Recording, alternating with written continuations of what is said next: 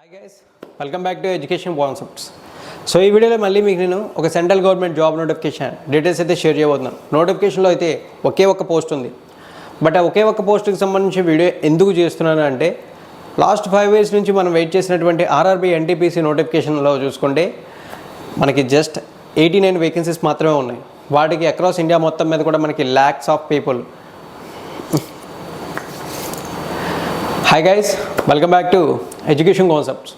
So again ఈ వీడియోలో కూడా ఒక ఇంట్రెస్టింగ్ జాబ్ నోటిఫికేషన్ డీటెయిల్స్ అయితే మీకైతే షేర్ చేయబోతున్నాను. ఈ జాబ్స్కి ఇంటర్మీడియట్ క్వాలిఫికేషన్ అప్లై చేయొచ్చు అండ్ ఆల్సో ఇవి కూడా మనకి పర్మనెంట్ జాబ్స్. ఇవన్నీ కూడా సెంట్రల్ గవర్నమెంట్కి సంబంధించిన జాబ్స్ కాబట్టి both male and female candidates all over Indian citizens అందరూ కూడా ఈ జాబ్స్కి ఇంట్రెస్ట్ ఉంటే అప్లై అయితే చేయొచ్చు. ముందుగా మీకు ఒక ఇన్ఫర్మేషన్, ఈ నోటిఫికేషన్లో అయితే కేవలం ఒకే ఒక్క పోస్ట్ అయితే ఉంది. ఒకే ఒక్క పోస్ట్కి వీడియో అయితే చేయడానికి మీకు బోర్గా లేదా అని అనిపించవచ్చు. సో ఫ్రెండ్స్, లాస్ట్ 5 years నుంచి మనం ఆర్ఆర్బీ ఎన్టీపీసీ నోటిఫికేషన్ కోసం వెయిట్ చేసాం. So finally RRB NTPC notification అయితే రిలీజ్ అయింది. టోటల్లీ మనకి 3445 పోస్టులు ఉన్నాయి. అందులో ఎస్పెషల్లీ సికింద్రాబాద్ జోన్కి చూసుకుంటే జస్ట్ 89 వేకెన్సీస్ మాత్రం ఉన్నాయి. బట్ అప్లికేషన్స్ చూసుకుంటే మనకి మోస్ట్ ప్రాబబ్లీ మినిమం ఒక 5 lakhs లేదా 6 lakhs అబవ్ అయితే వచ్చే అవకాశాలు ఉన్నాయి. అన్ని తక్కువ పోస్టులకి అంత ఎక్కువ మంది అప్లై చేయొచ్చు, ఎందుకంటే ఆ నోటిఫికేషన్స్ ఉన్న హైప్ అలాంటిది కాబట్టి. సో ఇక్కడ మీరు చేయాల్సింది ఏంటంటే అటువంటి జాబ్స్కి మీరు ట్రై అయితే చేస్తే కాంపిటీషన్ అయితే ఎక్కువగా ఉంటుంది. బట్ ఇటువంటి చిన్న చిన్న జాబ్ నోటిఫికేషన్స్కి ట్రై అయితే చేస్తే మీరు జాబ్ని ఈజీగా గెట్ చేయొచ్చు. అండ్ ఆల్సో మీరు ఆర్ఆర్బీ జాబ్కి అప్లై చేసినప్పుడు ఏదైతే ప్రిపరేషన్ ఎంత ఉంటుందో అదే ప్రిపరేషన్తోనే ఈ జాబ్ని గెట్ చేయొచ్చు.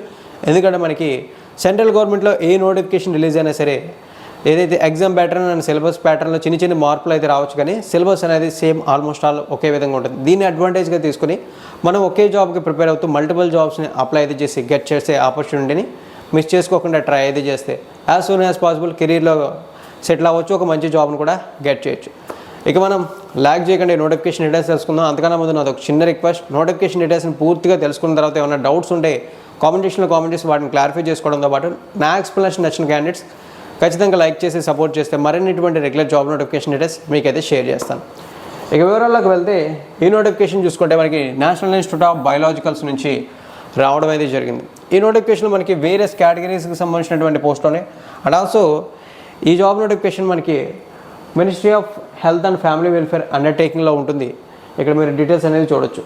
నోటిఫికేషన్లో అయితే చాలా కేటగిరీలకు సంబంధించినటువంటి పోస్టులు ఉన్నాయి. ఇందులో మనకి సూటబుల్ అయ్యేటటువంటి పోస్ట్ ఏంటి అనేది ఓవరాల్గా చెక్ చేస్తే నోటిఫికేషన్లో మనకి ఒకే ఒక్క పోస్ట్ అయితే సూటబుల్ అవుతుంది. అదేంటంటే మనకి అసిస్టెంట్ గ్రేడ్ 2. ఇక్కడ నేను అండర్లైన్ చేశాను చూడండి.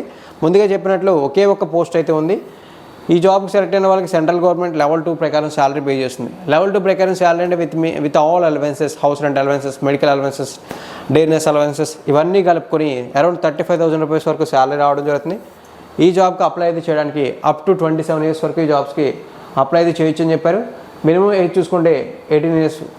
ఇవైతే మనకి ఈ నోటిఫికేషన్లో యూస్ఫుల్ అయ్యేటటువంటి పోస్ట్కి సంబంధించినటువంటి డీటెయిల్స్. ఏంటంటే ఈ జాబ్కి ఇంటర్మీడియట్ క్వాలిఫికేషన్తోనే అప్లై అయితే చేసుకోవచ్చు అని చెప్పి మెన్షన్ అయితే చేశారు. ఇక్కడ నేను డీటెయిల్స్ అండర్లైన్ చేస్తాను చూడండి. అసిస్టెంట్ ఎసెన్షియల్ క్వాలిఫికేషన్స్ అని చెప్పి 12th class pass with 50% marks, arts are commerce, science ఇలా ఏ బ్యాక్ డ్రాప్ నుంచి అయినా అప్లై చేయొచ్చు. అంటే మీరు ఇంటర్మీడియట్లో ఎంపీసీ చేసిన, బైపీసీ చేసిన, సిఈసీ, హెచ్ఈసీ, ఎంఈసీ ఇలా ఏ గ్రూప్ అయినా సరే జాబ్స్కి అప్లై చేయొచ్చు.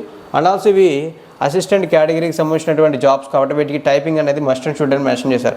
ఆ టైపింగ్ స్పీడ్స్ అనేవి చూసుకుంటే ఫర్ ఎగ్జాంపుల్ ఇంగ్లీష్లో మీరు టైప్ చేయాలనుకుంటే 35 words per minute స్పీడ్లో టైప్ చేయాలి, లేదా హిందీ అనుకుంటే 30 words per minute స్పీడ్లో టైప్ చేయాలని చెప్పి మెన్షన్ చేశారు. సో ఇవైతే మనకి ఈ జాబ్ నోటిఫికేషన్ సంబంధించినటువంటి డీటెయిల్స్. అయితే సెలక్షన్ ప్రాసెస్ ఎలా ఉంటుంది, ఈ జాబ్స్కి ఎలా అప్లై చేయాలి, అప్లికేషన్ ఫీజు ఏంటి, ఇటువంటి డౌట్స్ కూడా మీ మైండ్లో ఉంటాయి కదా.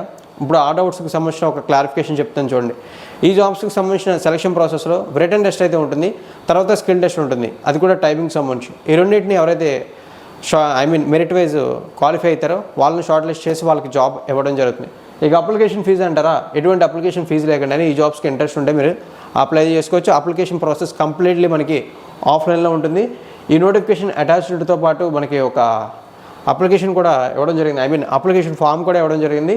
సో ఇక్కడ మీరు అప్లికేషన్ ఫార్మాట్ని క్లియర్గా అయితే అబ్జర్వ్ చేసుకోవచ్చు. వీడియో కింద డిస్క్రిప్షన్లో ఏదైతే ఉంటుందో అక్కడ నుంచి చూసుకుంటే మీకు ఈ నోటిఫికేషన్ పీడిఎఫ్కి సంబంధించిన లింక్ అండ్ అప్లికేషన్ ఫామ్కి సంబంధించిన లింక్ ఇస్తాను. అక్కడ క్లిక్ చేసి మీరు అప్లికేషన్ ఫామ్ని ఫిల్ చేసి సబ్మిట్ చేయొచ్చు. అడ్రస్ కూడా మీకు నేను పిన్ చేస్తాను సపరేట్గా. అండ్ ఆల్సో మన ఛానల్ వెబ్సైట్ ఏదైతే ఉందో ఆ వెబ్సైట్లో కూడా డీటెయిల్స్ అన్నీ కూడా క్లియర్గా అయితే మెన్షన్ చేస్తాను. మీరు ఈ నోటిఫికేషన్ అప్లై అయితే చేయాలనుకుంటే ఖచ్చితంగా ట్రై అయితే చేయండి. అండ్ ఆల్సో మీకు ఇంకొక ఇంపార్టెంట్ ఇన్ఫర్మేషన్ ఏంటంటే ఈ జాబ్స్కి అప్లై చేసిన వాళ్ళందరికీ కూడా hall tickets and admit cards Rao.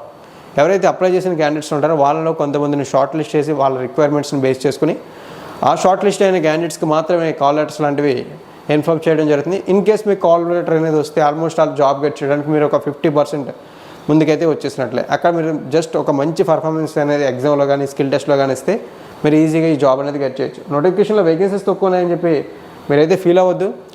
So రెగ్యులర్గా ఆర్ఆర్బీ, ఎన్టీపీసీ అండ్ ఎస్ఎస్సీ జాబ్స్కి ట్రై చేయడంతో పాటు ఇటువంటి వాటికి కూడా ఒక లుక్ అయితే వేస్తే ఒక మంచి జాబ్ గెట్ చేసే అవకాశం మీకైతే వస్తుంది. దట్టు ఈ జాబ్కి అప్లై చేయడానికి ఎటువంటి అప్లికేషన్ ఫీజు కూడా లేదు. రిక్రూట్మెంట్ ప్రాసెస్ కూడా ఒక 50% షార్ట్ లిస్టెడ్ క్యాండిడేట్సే కాబట్టి మీరు కాంపిటీషన్ లెస్ దాంతో ఈజీగా జాబ్ గెట్ చేసే అవకాశం ఉంది. సో ఇన్ కేస్ ఇంట్రెస్ట్ ఉంటే వీడియో కింద డిస్క్రిప్షన్లో మీకు లింక్స్ ఉంటే ఒక లుక్ అయితే వేయండి.